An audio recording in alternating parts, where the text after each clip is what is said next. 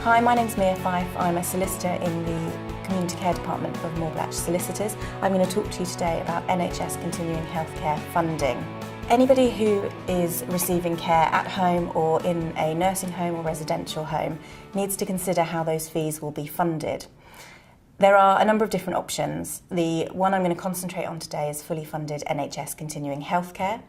But just to run through your other options as well, we have funded nursing care, which is a contribution paid by the NHS to individuals who are receiving nursing care in a nursing home. And the idea is if they don't qualify for fully funded nursing care, and we'll talk about eligibility for that in a moment, that the NHS recognise they should be making contribution toward the healthcare funding in the same way as they would if you had broken your leg and you were receiving treatment in hospital. For individuals who don't have healthcare needs, who don't qualify for NHS continuing healthcare, or who are in receipt of funded nursing care contribution but need to meet the rest of the cost of care, then we're looking at two different options.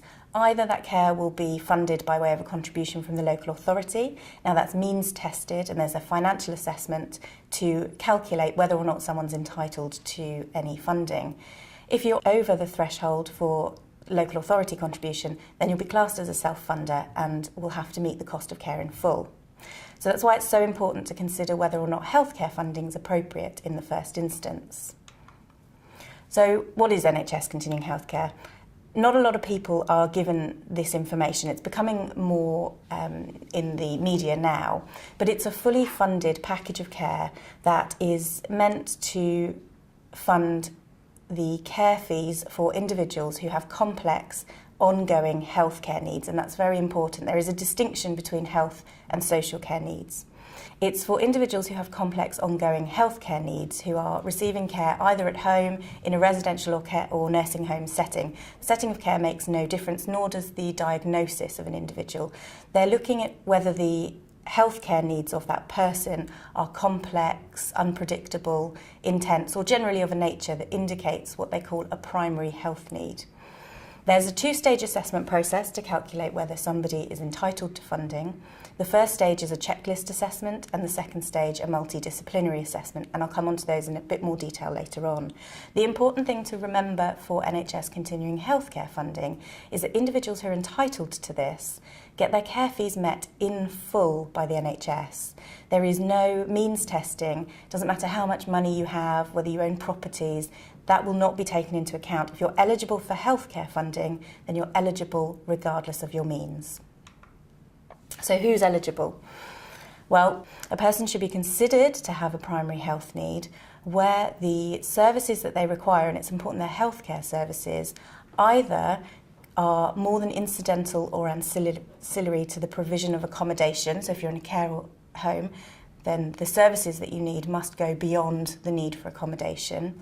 Or if you're receiving care at home, then those services need to be more than the types of services social services could be typically expected to provide. It's not the most helpful test in the world because social services provide different levels and different services depending on your area. And equally, to look at whether or not you have a primary health need is very difficult because there's no set definition. And that's why we have the assessment process. But I just wanted to introduce you to our case study, Mrs. X, just to try and give you an overview of the assessment process and what's going on to try and apply it. So we're looking at a lady who, before December 2012, was very active and independent. She was highly active in her community. She had lots of activities and groups that she joined. So in early December 2012, she had a stroke. And by the end of that month, there was a marked deterioration in her behaviour. She became more confused and her personality and ability to manage at home became very different to what they had been used to. So her family and friends noticed that there had been deterioration, confusion, and also in particular that she was wandering, and that was quite a worry for them. So because of this deterioration, she was referred to her GP, who referred her to hospital, and she had some tests. Now, she was in hospital for 4 months, and after the tests, they diagnosed her with viral encephalitis. That's not necessarily the key here. We're looking into whether or not there was a delay in diagnosis, but I just wanted to highlight the condition that she had and we'll talk through the assessment process for Mrs X in a moment. So I mentioned to you that the first stage of the assessment process was this checklist assessment. Now the idea is that this is a screening tool used to identify individuals who might need a more thorough examination or assessment of their needs to determine whether they're eligible. There's a very low threshold at the checklist stage, so it's not necessarily that people who have a positive checklist and go on to have a multidisciplinary assessment of their needs that they're going to necessarily qualify. The idea is to screen out those who quite clearly don't have healthcare needs but need a more thorough assessment. The second stage is really the key to working out whether or not somebody has eligibility for NHS continuing healthcare funding. The final decision rests with the Clinical Commissioning Group, the CCG, and that's an NHS body. So this is NHS funding. They have the overriding decision and say as to whether or not somebody receives funding. That being said, the recommendation that's made is made by a multidisciplinary team. And this is a team of people, team of assessors, made up of at least 2 professionals from different disciplines.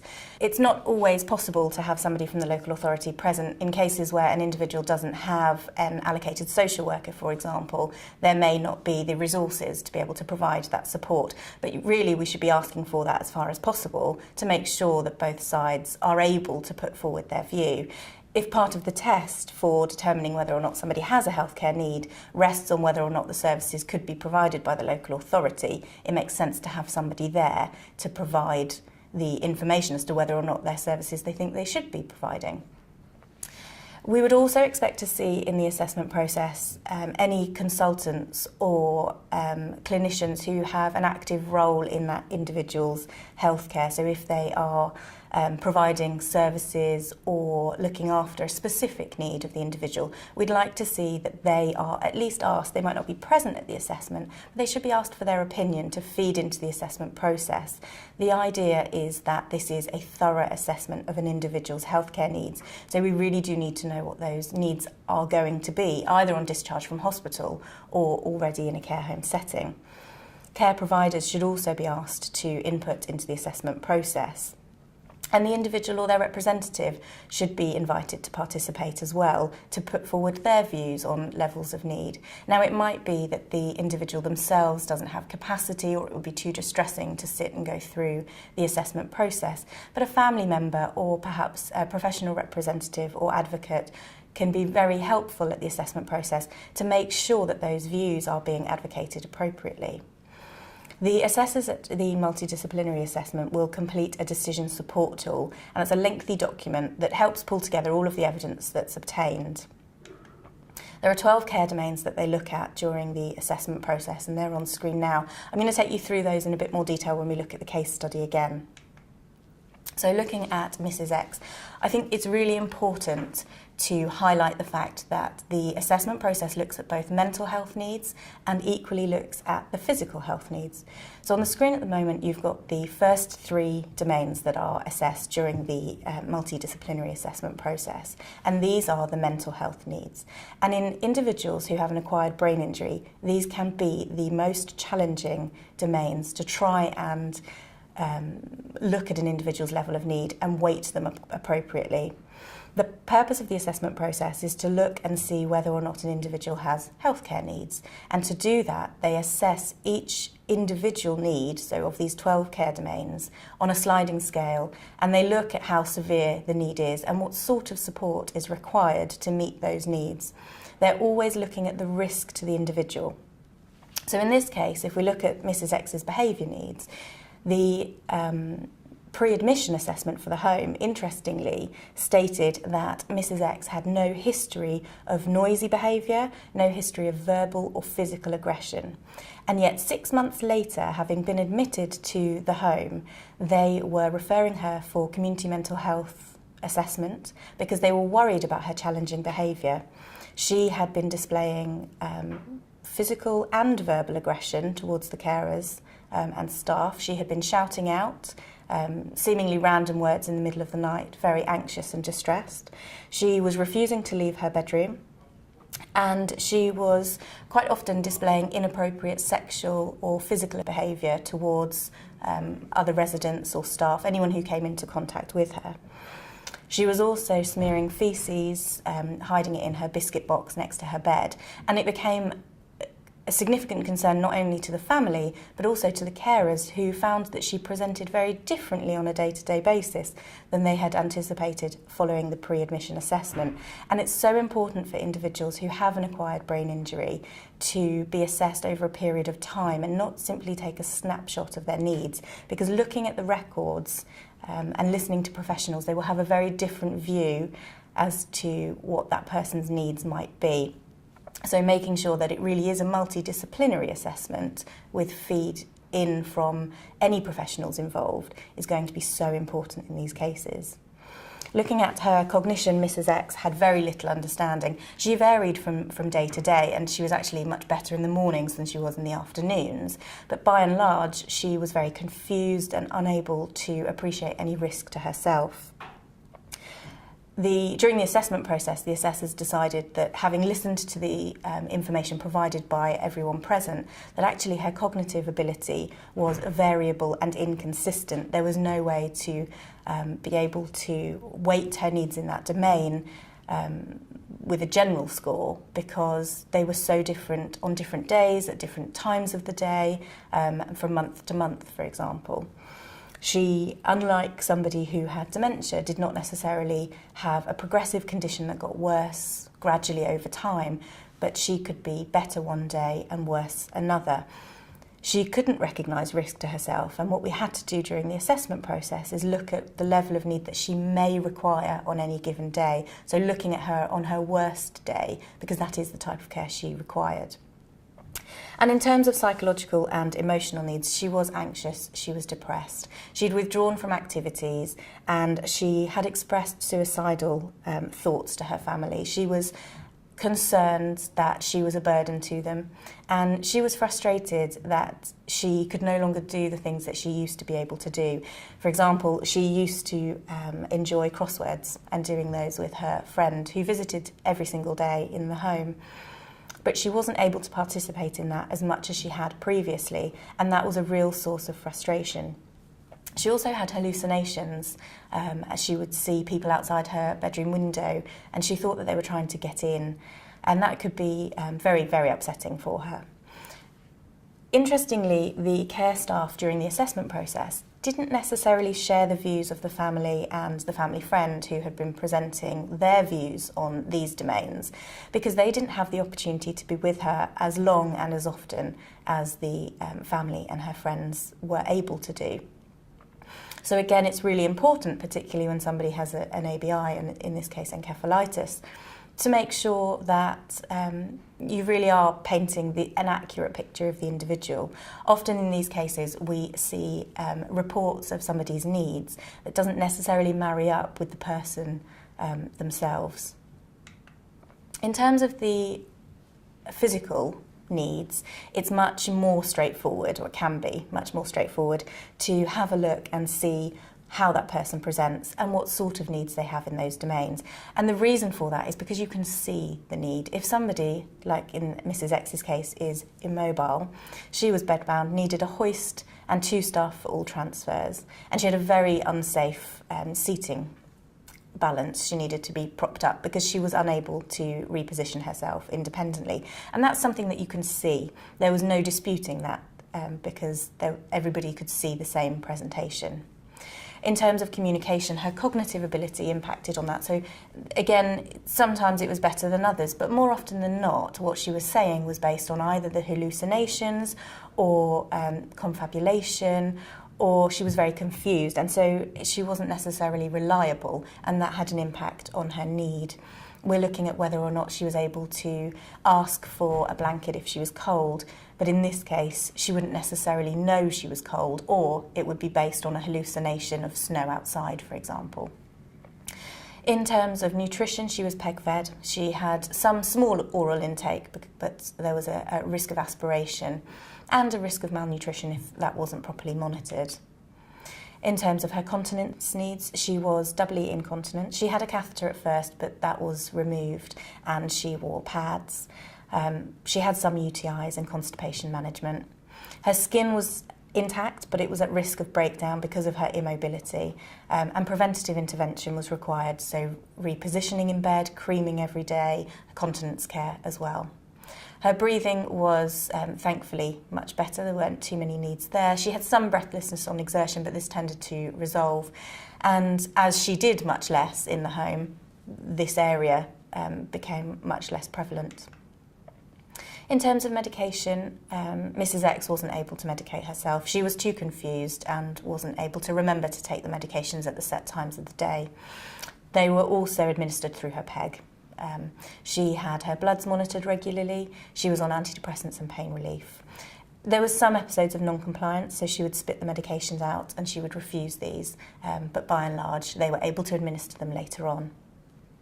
And in terms of altered states of consciousness, as I mentioned previously, Mrs. X had had a stroke in December 2012, and there was also an episode where she had a period of fixed gazing for 30 to 40 seconds, but there was no other evidence that she'd had anything more recent. And then the last area of need that they look at is other significant care needs. It's not often that anything comes up here because the assessment process is so thorough and most of the needs are captured in the other 11 domains. But if there is anything that requires any specialist input, then it's worth noting that it can be caught in this last domain. So once they've done the assessment, we need to look at the scoring, and as I say, they weight the levels of need in each of those domains according to the severity. So in some cases there's severe, high, moderate, low or no needs. There's not a severe weighting in every domain, and in some domains there are a priority weighting as well. So we need to look at the scoring and see whether or not that equates to a primary health need. Unfortunately, there's a lot of discretion given here. So if somebody has a priority need or two severe weightings in any of the domain, then you would expect to see a recommendation that they're eligible for funding. But equally, where there's one severe and a number of high or moderate needs, or just high and moderate needs across the board, then it might also indicate a primary health need, and you need to look at how many needs they have in the different domains, because that might indicate that there is an intensity or complexity of need. And that's the second stage in the multidisciplinary assessment process. But just going back briefly to Mrs. X, she had a number of assessments. So she had one in August 2014 and then she was reviewed again in 2015. We said that she had one severe, 3 high and 5 moderate weightings in August 2014 and 1 severe, 1 high and 6 moderate weightings, levels of need in August 2015. You'll see the assessors disagreed with us and you'll see their scores on screen. That's not an automatic indication of eligibility, and so we had to look at the key indicators. Now, the key indicators are nature, intensity, complexity and unpredictability of need. And the idea behind the assessment process is that if you can demonstrate one of those key indicators, so you don't have to demonstrate all 4, if you can demonstrate one of those within the individual's levels of need, within their care needs, then that is going to indicate that that person has a primary health need. So if the needs are complex and require a higher level of skill to provide the care, then that's likely to indicate a primary health need. Or if they're unpredictable, unstable, variable, then that's likely to indicate a primary health need. So you can see the descriptions on screen. And again, I just want to draw your attention to Mrs. X and let you know what the decision was. So in terms of Mrs. X's needs, they decided that, the assessors decided that her needs stemmed from her cognitive impairment as a result of her acquired brain injury caused by viral encephalitis and stroke, and that these needs had an impact on her physical needs as well, increasing the support that she required as a whole, so looking at the totality of her needs. It took time to meet her needs and they were variable. And as well as NHS staff and GPs who are already funded by the NHS, looking at the skilled intervention that were required and whether or not those needs were complex. She also had a number of other professionals who were involved in providing support throughout the process. So she had the speech and language therapist were involved, the dietitian was involved, she had specialist brain injury rehab, she had a physiotherapist, she had a psychologist, psychiatrist, OT were involved, haematology. So you can see that there was a real need for skilled input into her care and support needs. Now, in the first instance, Mrs. X, in both August 2014 and August 2015, in both of those cases, Mrs. X was assessed as being not eligible for funding. So we appealed the decision, and the framework that governs the assessment process has a very clear appeals process that you can follow as an individual if you don't agree with the decision that was reached. In the first case, this is a local appeal where the clinical commissioning group who made the original decision will review the decision that was made and determine whether or not that decision was accurate based on the evidence available. In Mrs. X's case, we went to a local appeal with the clinical commissioning group for both decisions and looked at them independently of each other. Looked at the evidence that was available at the time. Now, in this case, we were particularly concerned because there was no neurological input into the assessment process. There was registered nurses at the multidisciplinary assessment, but no other discipline involved. So in terms of constitution of the panel, we were already quite concerned. At the local appeal meeting, when we discussed this, the clinical commissioning group decided that, having reviewed everything again, they made the right decision. And while they might have overlooked some of the needs in some areas, as a whole, that didn't affect the outcome of the assessment process. So we took it to the next stage of the appeals process, which is an application to NHS England and a request for an independent review panel to review the decision and see whether or not on the evidence available that was accurate and correct. And this is an entirely separate panel to the individuals who reviewed the decision in the first instance. The clinical commissioning group who were involved are invited to present and make their arguments and explain why they came to the decision that they did. But it is a wholly new panel who review the information available.